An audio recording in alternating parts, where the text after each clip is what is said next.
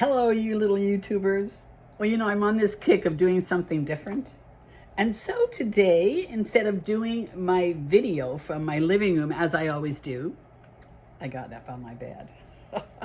I'm sitting on my bed with my tube top on. Don't think I'm nude. But you know what? It's really nice. I can lean back in here. I got a nice light right here coming in through my shutters, and here I am. And I have a feeling that Guido just might be joining us because he sleeps up here too. This is his bed that's on my bed. Okay, you guys, here we go. I wanted to talk about astrology today. People often ask me what I think about astrology, and frankly, I refer to it quite often. And before I came to the Lord, let me be clear. I believed in it with all my heart. In fact, it was like my false god. I went to astrology instead of to the Bible. The truth of it is, God did create astrology. It belongs to him. Now, the devil has taken it, and the devil has run with it. So, consequently, I set it aside for many years because I was so ingrained in it. Once I got past anything being able to steal from me and God, and as I began reading the Bible, I found in the book of Genesis the whole thing on astrology. The 12 tribes of Israel are actually the astrological signs. The 12 varieties of fruit on the tree of life is actually the astrological signs. And Jesus was found. God led the wise men to Jesus by the stars. Now, does this mean that we should start reading the stars and looking to astrology for our daily direction? No way. No way. God owns astrology, but the devil has really taken it over, and he uses it to try to draw people to astrology instead of to God. But I do want to say a couple of things. I point people to the Bible with astrology. For instance, let's say like I'm born on October 11th. I always say that the number I was given at birth is the number 11. So I go to Proverbs 11, which is God's wisdom.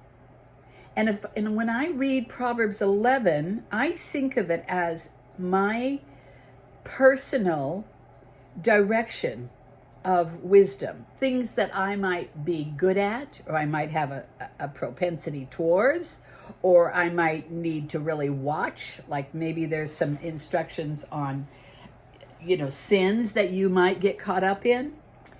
And if you really read your proverb and you glean from it, you will find a great deal of help in that area. That's one of the things I do. The other thing I do that is on your birthday, whatever year you're going to turn, like let's say you're going to be like, I'm going to be 80 this year. So honestly, even though I have read all of the Bible many, many times, I still don't remember what every single chapter says, right?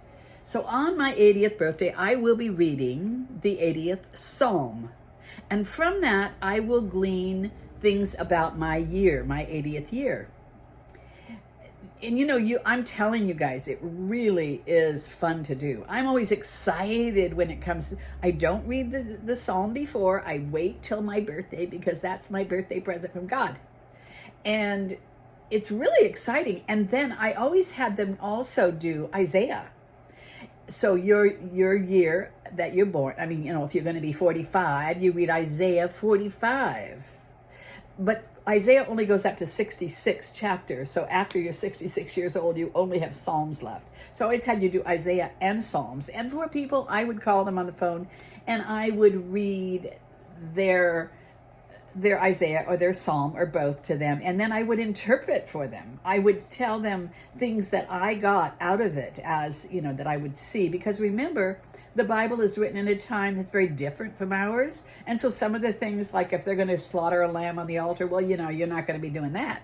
But you know what I mean. You have to bring it down to today's life, today's culture. And if you will. And today's culture has a lot of errors in it.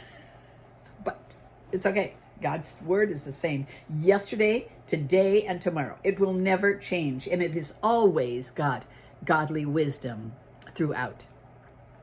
So, by the way, this is Velma Hagar. In case you didn't know that. Of course you knew it. Who else? Yep. This tongue of mine, let me tell you. I have two things that are extremely well developed. One is my tongue, and the other one is my taste buds.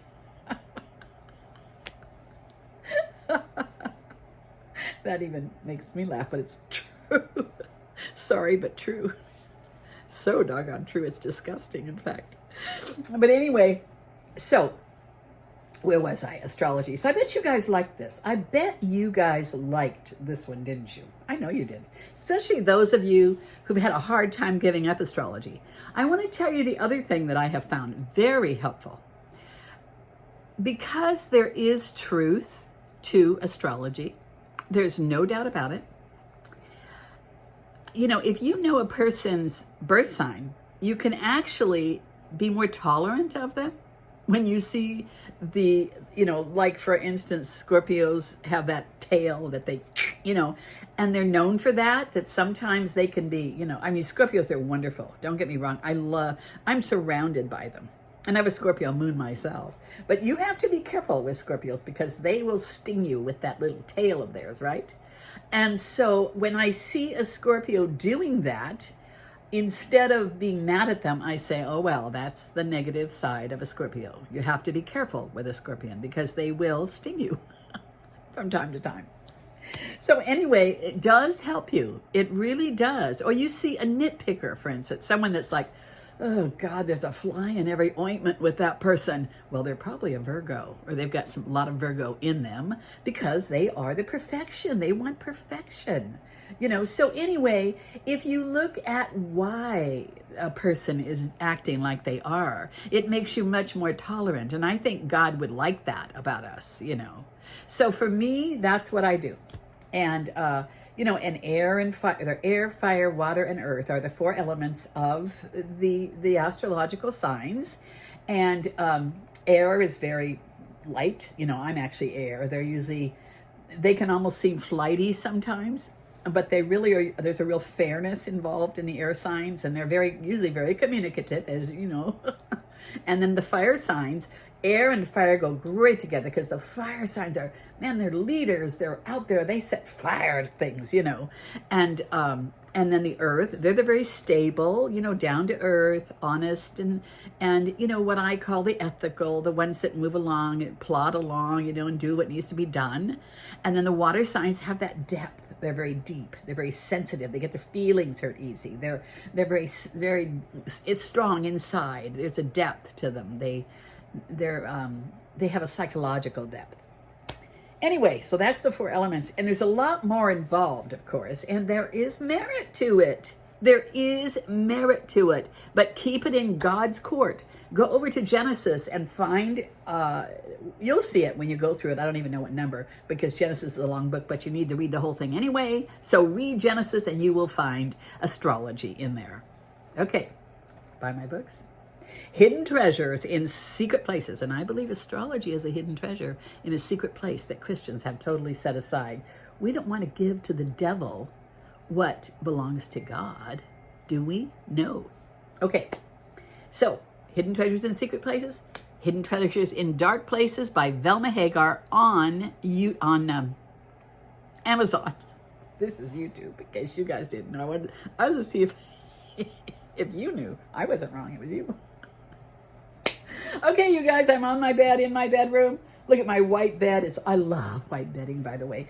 Anyway, okay, you guys, until next time, this is your friend, Velma Hagar, bidding you a blessed day. Bye.